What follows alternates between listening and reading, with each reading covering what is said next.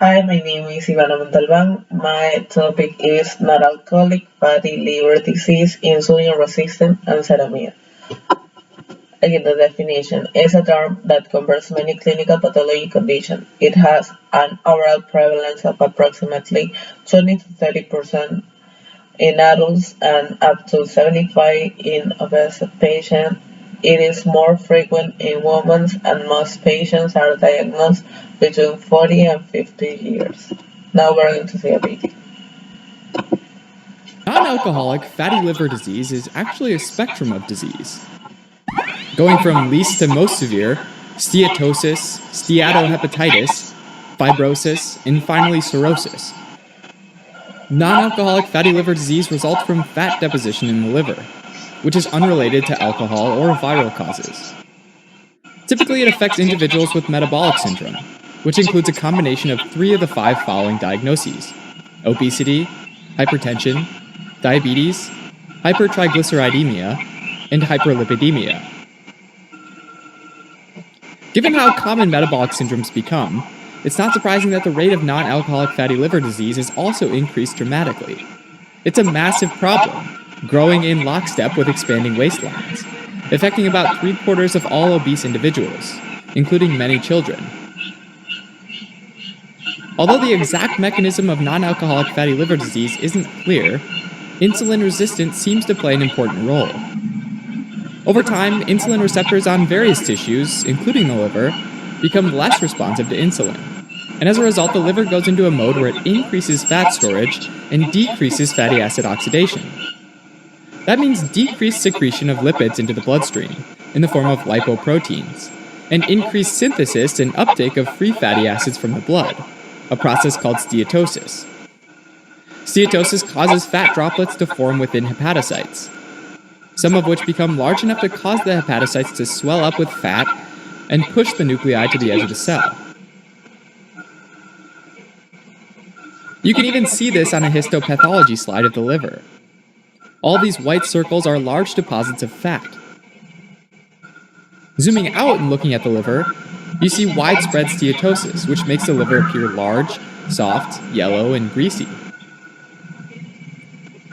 Over time, that fat in the hepatocytes becomes vulnerable to degradation.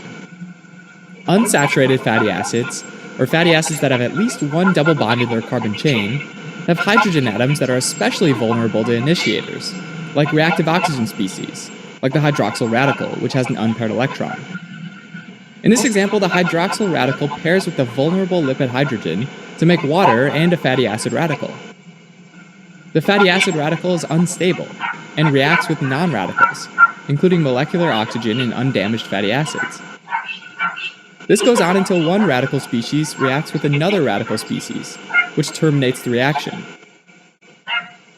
This process damages lipid membranes, leading to things like mitochondrial dysfunction and eventually cell death. Cell death generates inflammation, and together the process of steatosis and inflammation is referred to as steatohepatitis. In the absence of alcohol, this is called non-alcoholic steatohepatitis, or NASH. In addition to bloating and dying hepatocytes, there might be additional histopathologic changes like the presence of Mallory-Denk bodies, which are tangles of intermediate filaments that can be seen in the cytoplasm of hepatocytes. The mechanism, though, for how these form is still unclear. Hepatocyte damage also attracts neutrophils into the liver tissues.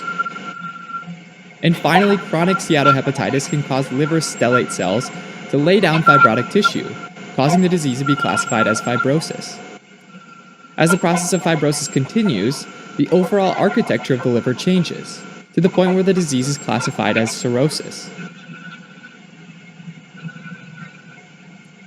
Even at the advanced stage of steatohepatitis, an individual might have no symptoms. And when there are symptoms, they're often vague, like fatigue or malaise.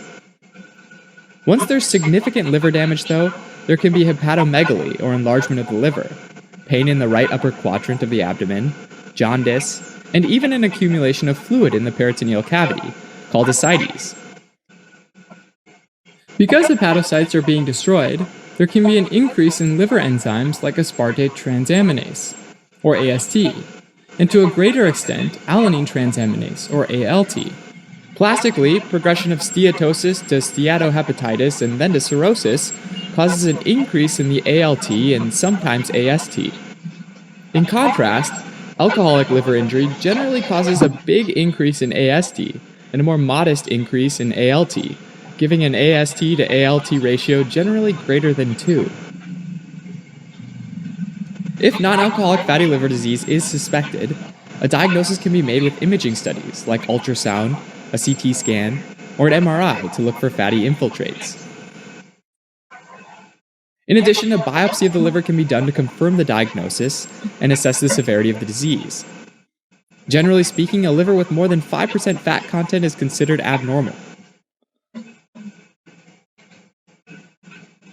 Steatosis, and to a lesser degree steatohepatitis, is generally reversible by addressing the underlying cause, although that's generally not the case once fibrosis and cirrhosis is set in.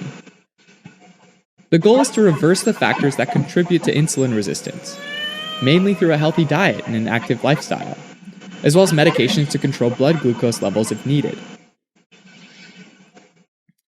Alright, as a quick recap, non-alcoholic fatty liver disease happens when fat is deposited in the liver, a process called steatosis.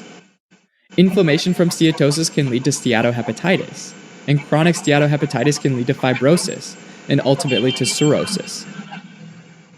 This spectrum of disease is thought to be caused by insulin resistance, and depending on the stage of the disease, it can be reversed with careful attention to diet and exercise, as well as with medications to help control blood glucose levels. Thanks for watching. If you're interested in a deeper...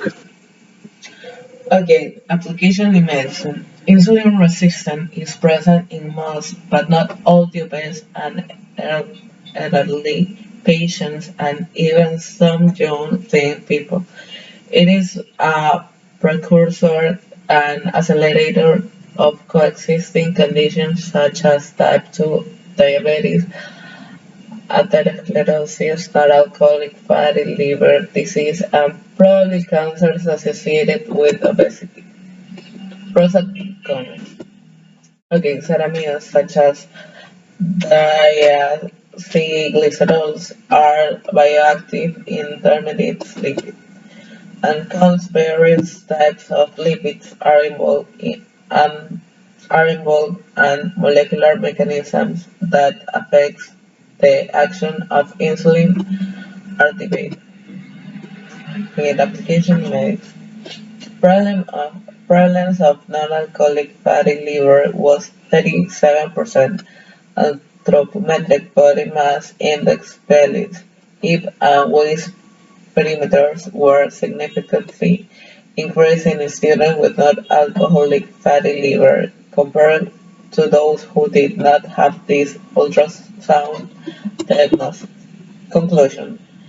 Okay, we have that dyslipidemia to be most important risk factor for fatty liver presentation. The insulin resistance index has a high associated with non-alcoholic liver fat disease, and we propose its use for early detection of fatty liver in patients with one or more MS FAT.